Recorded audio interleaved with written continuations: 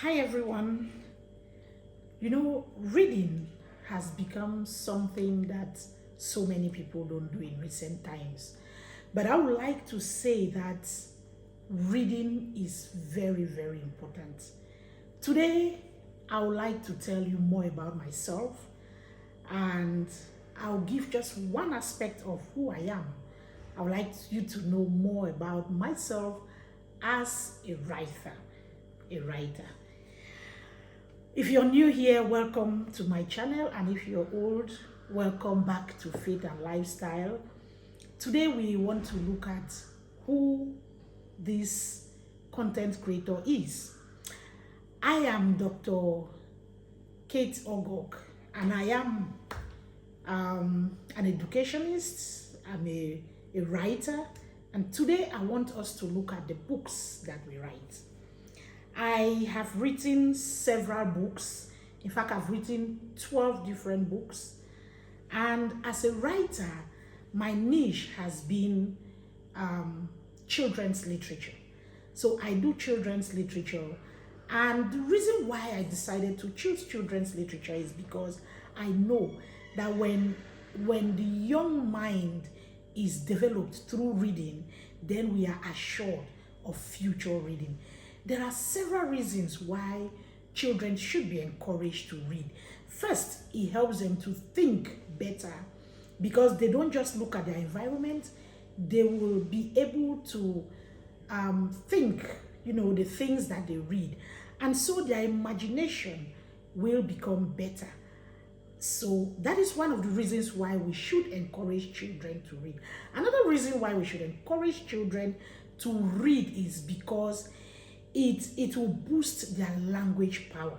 A child who reads will be able to pick better English or better French from the books and will be able to use it. Now, books can also help children to travel to the entire world. Imagine a child who has never been to the village, and you give him a book that is centered around the village. That child would have traveled to the village just through the books. So, if you're new in this channel and you haven't subscribed, please do well to subscribe and like what we are doing. Now, let us look at the books that I have written. The first one is Why Pigs Dig, and let me say that most of the books that I've written are folk tales, and you realize that they are very small books because I want it to encourage children. When children see bigger books, they just get frightened, but a small book will make a child to want to read. So the first book that I'm bringing to you today is Why Pigs Dig. And Why Pigs Dig is written by Ogok Kate Taku. You can see it right here. And this book is just a folktale that illustrates one of the clever tricks of the tortoise. Get this book and you will not regret it. Why Pigs Dig. It is a folktale and it's actually very, very motivational with moral lessons. The next book is The Baby Who Spoke.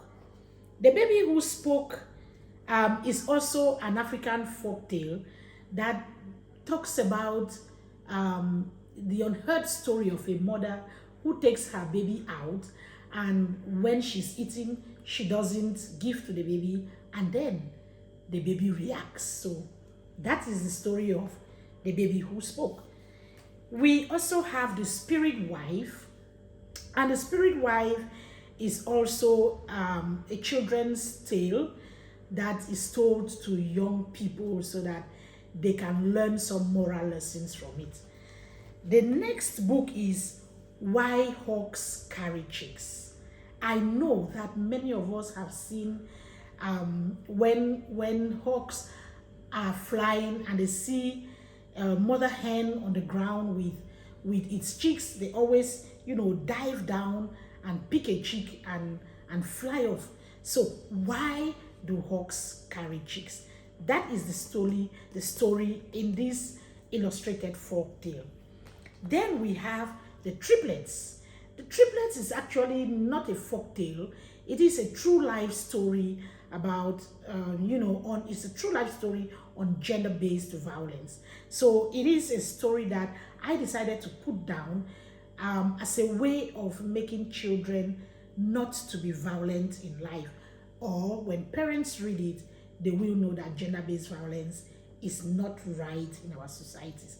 So that is it about the Triplets. The next book is The Widow's Husband. This story is very, very fascinating because it talks about, customary issues and also about the whole concept of ghosts in our African society. This is what The Widow's Husband talks about. And then you have the next story that is Aramembanga. Aramembanga is a story which is beautifully illustrated and told to children. So that is Aramembanga. And it talks about wickedness in children. And the moral in this story is for people not to be wicked.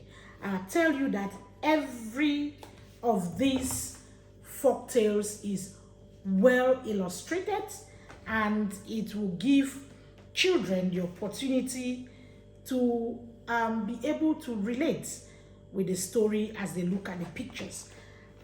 We all know that even a 3-year-old or 4-year-old can actually do picture reading. So I have had kids who have looked at this book, and just from the pictures in the book, they will tell you the entire story. All the books are beautifully and colorfully illustrated, and children always like it. Now, the other book that I've written is for young learners. So this is not for children, but for young learners, children 10 and above, like between 10 and 18. This is a collection of 40 poems, beautifully written with simple language for young learners. So the title is Tears of the Innocent. Then the next book that is written by me is Grandma's Legacy. In fact, everybody who has bought my books will vouch for Grandma's Legacy. Grandma's Legacy is a collection of 12 short stories. And these 12 short stories all end with a moral lesson. Because if you are writing to children and young learners and there is no lesson to learn, then you haven't really passed your message across. Because society has become the one that you want to make sure a child's character is streamlined, so that they can know and differentiate between good and bad. And so that's why there must always be a moral lesson at the end of each story. So Grandma's Legacy illustrates 12 short stories, and I tell you, children love these stories. At the end of each story, there are questions which will help the reader, who is a young learner, will help the reader to be able to remember what they have read. Grandma's Legacy is a hit. I tell you, children love this book. And then, last but not least, I have my devotional, because I felt that I should also reach out to the adults. All these other books that I have been illustrating are for children, but this is a devotional, and it is a 100-day devotional, which is titled Loving God Each Day. Loving God Each Day is a book that is meant to help busy Christians stay close to God. So if you don't have time to sit and actually go through the Bible and meditate on it throughout, you can pick this book, and every day you read one lesson. It's actually written in the form of days, so you have from day 1 up to day 100. It begins from day 1, and ends at day 100. It's there are some illustrations on it too, and then we also have notes section, so that when you read, you can write your notes. This book has been so well appreciated by readers.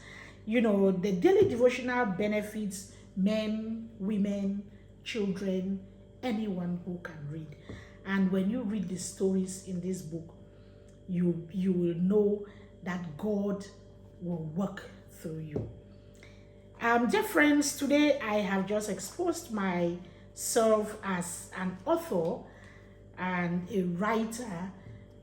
If you enjoyed this, please don't forget to subscribe. Just like and subscribe, so that you can encourage me to do more.